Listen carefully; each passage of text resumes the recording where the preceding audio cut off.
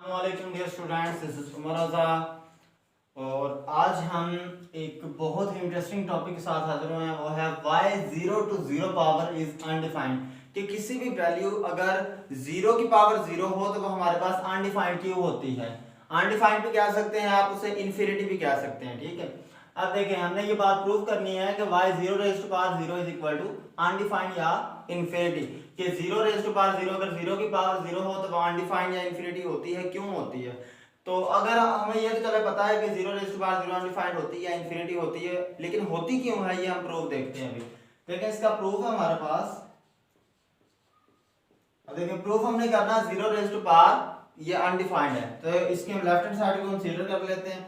Left hand side है इसमें हमारे पास 0 रेज़ टू पावर। आप लेट कर लें कि 0 रेज़ टू पावर 0 को आप 0 रेज़ टू पावर 0 के इक्वल लेट करते हैं। देखिए, इधर हमारे पास 0 raise to power 0 is equal to 0 raise to power 0। तो देखें, इसकी मैं इस साइड को हल करता जाऊंगा और ये चीज प्रूव करूंगा। ठीक है, देखें, इसको आप एज इट इज लिखते जाएं, जो चीज आपने प्रूव करनी है उसको एज इट इज लिखते जाएं। देखिए, 0 रेज़ टू पावर 0 है, तो इस 0 को मैं लिख सकता हूं 1 माइनस 1। देखें, 1 में से 1 माइनस होगा तो क्या आ जाएगा, 0 आ जाएगा। तो क्या आ जाएगा, 0 raise to power 0 is equal to. अब देखिए, मैथ के आपने कुछ रूल्स पढ़े हुए हैं, आपने ये बात भी पढ़ी हुई है, आपको पता है किसी भी चीज की पावर 0 हो तो होता है 1, लेकिन इसमें हमने प्रूव करना है कि 0 की पावर अगर 0 हो तो वो अनडिफाइंड होती है, क्यों होती है, अब हम पढ़ेंगे।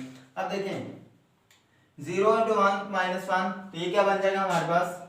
देखिए, हमने रूल्स कुछ पढ़े हुए हैं, x into m multiply by x into n, कि अगर दो वैल्यूज की बेसिस सेम हो, दरमियान में मल्टीप्लिकेशन का साइन हो, तो उनकी जो पावर्स होती हैं वो ऐड होती हैं। देखिए, इनकी बेस दोनों की सेम है तो इनकी पावर्स क्या होंगी, ऐड होंगी।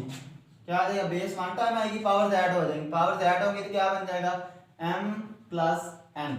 तो सेम इस तरह से अगर इस तरह अगर हमारे पास को केस हो x m प्लस n, कि अगर पावर्स ऐड हो रही हो तो आप उनको सेपरेट भी कर सकते हैं। कैसे कर सकते हैं, एक दफा x के वेरिएबल के ऊपर ये वाला आ जाएगा एक्सपोनेंट m, और एक दफा x के ऊपर क्या आ जाएगा, n। फिर हमने पढ़ा हुआ कि जब दो चीजों की बेसिस कब ऐड होती है, उनकी बेसिस तब ऐड होती है जब उनकी बेसिस आपस में मल्टीप्लाई हो रही हो। ठीक है, एक दफा x के ऊपर m आ जाएगा, एक दफा x के ऊपर क्या आ जाएगा, n आ जाएगा, और उनकी बेसिस तब ऐड होती है जब दरमियान में साइन कौन सा हो, मल्टीप्लिकेशन का हो। सेम इस तरह इधर भी देखिए, अब देखिए इन दोनों की बेसिस हो माइनस रही है, लेकिन अगर आप इसको इस तरह से लिख लें, अगर आप इसको इस तरह से लिख लें, देखें 0 इंटू 1 प्लस माइनस 1, देखें चीजें ये सेम ही है, प्लस माइनस क्या होगा, माइनस होगा, तो 1 माइनस 1 0।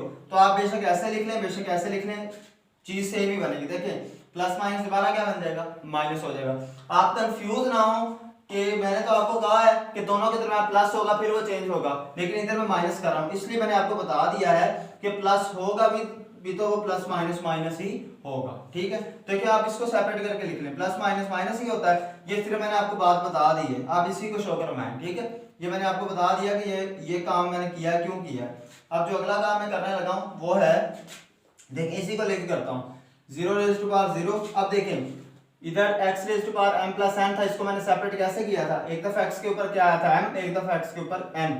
सेम इस तरह से एक दफा 0 के ऊपर क्या आ जाएगा, 1, और एक दफा 0 के ऊपर क्या आ जाएगा, माइनस 1। देखिए, दोनों की पावर क्या हो रही थी, ऐड हो रही थी, हो ऐड रही थी, लेकिन माइनस की वजह से माइनस हो जाएंगी। तो फिर प्लस हो रही है तो इनकी बेसिस क्या होगी, आपस में मल्टीप्लाई होंगी। तो देखें क्या बन जाएगा, 0 raise to power 0 is equal to 1 multiply by, अब मैं इधर आपको कुछ बातें बता दूं। अब देखें, x raise to power minus 1, अब अगर इसकी पावर नेगेटिव में हो, किसी भी वेरिएबल की पावर अगर नेगेटिव में हो तो आप उसको पॉजिटिव में कैसे चेंज करते हैं, आपका डिनोमिनेटर नोमिनेटर की प्लेस में चला जाता है और नोमिनेटर डिनोमिनेटर। कैसे, अब देखें, जिसके नीचे कुछ नहीं होता 1 होता है, अगर इसकी पावर नेगेटिव होगी तो इसको पॉजिटिव में इस तरह से चेंज करेंगे, ये जो 1 होगा ये ऊपर चला जाएगा, x जो होगा वो नीचे आ जाएगा, तो क्या बन जाएगा, 1 ओवर x बन जाएगा। समझ लगी बात की, जब ये x नीचे आएगा तो इसकी पावर क्या आ जाएगी, पॉजिटिव बन जाएगी। उसके बाद सेम इस तरह से एक क्वेश्चन में आपको बता दूं, 3/4 और इसकी पावर माइनस 1 है फॉर एग्जांपल। अब देखिए, इसकी पावर नेगेटिव है, इसको पॉजिटिव में कैसे चेंज करेंगे, 4 आपका डिनोमिनेटर है तो ये क्या बन जाएगा, नोमिनेटर, मतलब 4 पहले डिनोमिनेटर था, अब ये क्या बन जाएगा, नोमिनेटर। 4 ऊपर आ जाएगा, 3 कहां पे आ जाएगा, नीचे, तो 4/3 बन जाएगा। पहले इसकी पावर क्या थी नेगेटिव, अब इसकी पावर क्या बन जाएगी पॉजिटिव, ये चीज बन जाएगी। ठीक है, सेम इस तरह से देखिए ऊपर 0 की पावर नेगेटिव है, जब ये नीचे आएगी तो क्या बन जाएगी पॉजिटिव, जिसके नीचे कुछ नहीं होता 1 होता है, 1 ऊपर आ जाएगा और 0 कहां पे आ जाएगा नीचे। इसके बाद आप 1 लिखें या ना लिखें। ठीक है, देखें अगर हम इसको करते हैं 0 1 0, अगर मैं इसको करूं पहले मैं 0 को 1 से अगर मल्टीप्लाई कर दूं, देखें 0 1 0, तो 0/0, 0/0 एक इनडिटरमिनेट फॉर्म है। ठीक है, 0/0 एक इनडिटरमिनेट फॉर्म है, लेकिन मैथ के कुछ रूल्स भी तो है ना। अब मैं आपको कह रहा हूं कि ये इनडिटरमिनेट फॉर्म बन जाएगी अगर आप इस तरह करेंगे 0 1 0, 0/0, ये एक इनडिटरमिनेट आपकी फॉर्म बन जाएगी। तो अगर मैं इधर कहता हूं कि अगर मैथ के कुछ रूल्स भी होते हैं, मैथ के रूल्स क्या होते हैं, मैथ का हमने डिमैथ्स का रूल पढ़ा हुआ है। डिमैथ्स का रूल हमें ये बात करता है कि अगर किसी भी कंडीशन में आपको इस तरह की चीजें आ जाएं कि डिवीजन भी हो मल्टीप्लिकेशन भी हो, तो पहले आपने क्या करना होता है डिवीजन करनी होती है, फिर आपने क्या करना होता है मल्टीप्लिकेशन। तो पहले आप इन्हें मल्टीप्लाई नहीं कर सकते। तो देखें अगर डिमैथ्स का रूल याद रखें तो पहले हमें डिवीजन वाला प्रोसेस करना पड़ेगा, तो ये बात हम इधर कर ही नहीं सकते। ठीक है, इसको छोड़ें, क्या बन जाएगा 0/0। अब देखें ये दोनों मल्टीप्लाई हो रहे हैं और ये दोनों डिवाइड हो रहे हैं, ये 1 0 के साथ मल्टीप्लाई हो रहा है और ये 1 इस 0 के साथ डिवाइड हो रहा है। तो डिमैथ्स का रूल हमने पढ़ा कि पहले हमें डिवीजन ही करनी पड़ेगी। 1/0, 1/0 क्या होगा, 1/0 हमारे पास क्या होगा किसी भी, अब मैं ये भी बता दूं आपको, अब देखें किसी भी वैल्यू का अगर नोमिनेटर में 0 हो तो आंसर उसका क्या आता है 0। किसी भी वैल्यू का अगर नोमिनेटर में 0 हो तो आंसर क्या आता है उसका 0। लेकिन अगर किसी भी वैल्यू के डिनोमिनेटर में 0 हो, डिनोमिनेटर में 0 हो तो वो किसके इक्वल होता है, वो होता है हमारे पास अनडिफाइंड या फिर इंफिनिटी। किसी भी वैल्यू के नोमिनेटर में 0 हो तो आंसर उसका 0 होता है, अगर किसी वैल्यू के डिनोमिनेटर में 0 हो तो वो अनडिफाइंड होता है या इंफिनिटी। आपका कैलकुलेटर भी आपको इस चीज का आंसर नहीं देता, करके देख लीजिएगा और फिर कमेंट बॉक्स में बताइएगा।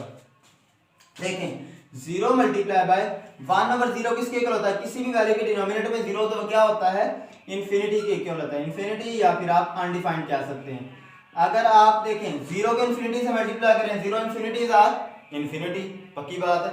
0 को अगर आप अनडिफाइंड या 0 इंफिनिटी से मल्टीप्लाई करेंगे तो किसके इक्वल आएगा, वो आपके पास एब्सोल्युटली किसके इक्वल आएगा। यकीनन बात है कि 0 को इंफिनिटी से मल्टीप्लाई करेंगे तो वो इंफिनिटी ही आएगा। तो ये चीज आपने क्या करनी थी, प्रूव करनी थी। देखें ये बात आपने प्रूव करनी थी कि 0 अनडिफाइंड होता है, क्यों होता है, ये बात सारी मैंने आपको बता दी। अगर आपको किसी भी चीज में मसला हो तो कमेंट बॉक्स में अपनी राय को लाजमी शेयर कीजिएगा ताकि हमें भी पता चले कि आप हमारी वीडियो से कितना फायदा उठा रहे हैं। ठीक है, इस इजी मैथमेटिक्स यूट्यूब चैनल को काइंडली सब्सक्राइब करें, फ्रेंड्स के साथ शेयर करें और दूसरों को बताएं कि आप किस तरह के रिव्यूज पा रहे हैं। अपने ख्यालात का इजहार करें, हमारे चैनल को सपोर्ट करें। नेक्स्ट और लेक्चर में इसी तरह के मजीद आपकी नॉलेज ऐसे क्वेश्चन के साथ हाजिर होंगे जो आपकी नॉलेज में और इजाफा करेंगे। तब तक अपना ख्याल रखिएगा। अल्लाह हाफिज।